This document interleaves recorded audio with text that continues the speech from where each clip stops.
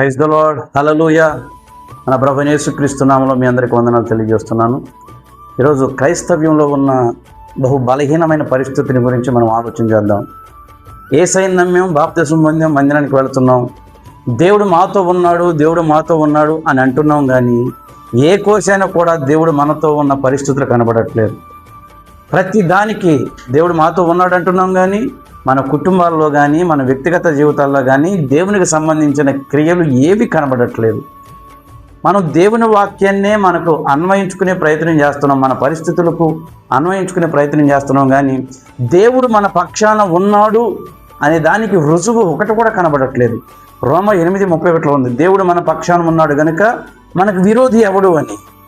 మనం భక్తులతో పోల్చుకుంటున్నాం, మనం అబ్రహాంతో పోల్చుకుంటాం. అబ్రహాంకి దేవుడు 25 సంవత్సరాలు పట్టింది, అబ్రహాం లాంటి భక్తుడికే 25 సంవత్సరాలు పట్టింది, మనకు కూడా పడుతుంది అని మనల్ని మనం మెప్పించుకునే ప్రయత్నం చేస్తున్నాము. కానీ దేవుని వాక్యాన్ని శ్రద్ధగా ధ్యానించట్లేదు. దేవుడు అబ్రహాంకి వాగ్దానం చేశాడు. వాగ్దానం చేయడానికి, ఆ వాగ్దానం నెరవేర్చబడడానికి 25 సంవత్సరాలు పట్టింది. కానీ 25 సంవత్సరాలు పట్టింది. కానీ ఈ 25 సంవత్సరాల్లో ప్రతి క్షణం దేవుడు అబ్రహాంతో ఉన్నట్టుగా మనకు కనబడుతుంది. ప్రతి పనిలో అబ్రహాంతో ఉన్నాడు, ప్రతి పనిలో అబ్రహాంను ఆశీర్వదించాడు, ప్రతి పనిలో అబ్రహాంతో మాట్లాడాడు.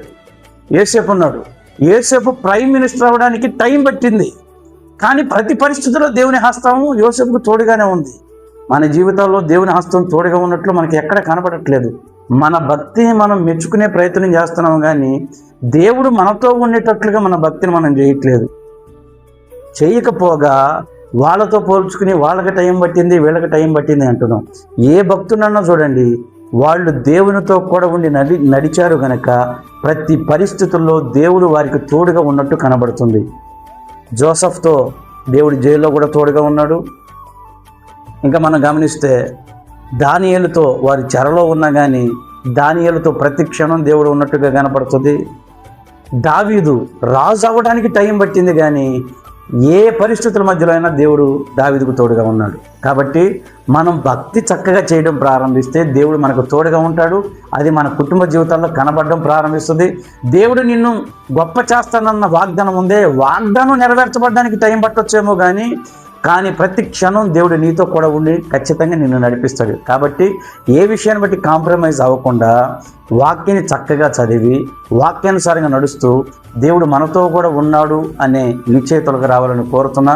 మీరు ధైర్యంగా ఉండండి, భక్తి చేయడం ప్రారంభించండి. దేవుడు ఖచ్చితంగా మీ పరిస్థితుల్లో మీకు తోడై ఉండి బయటికి తీసుకొస్తాడు. మీ వాగ్దానాలు నెరవేర్చబడతాయి. దేవుడు మిమ్మల్ని దీవించుగా.